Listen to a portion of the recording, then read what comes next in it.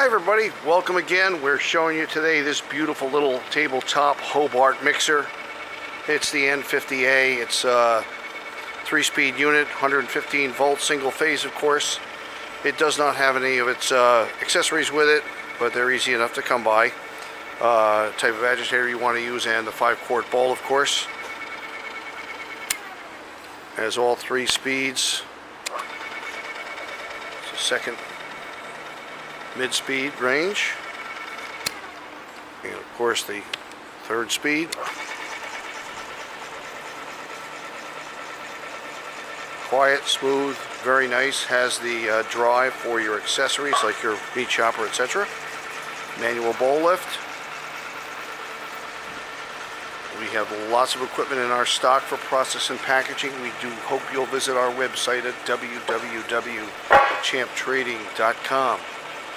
And we certainly look forward to hearing from you.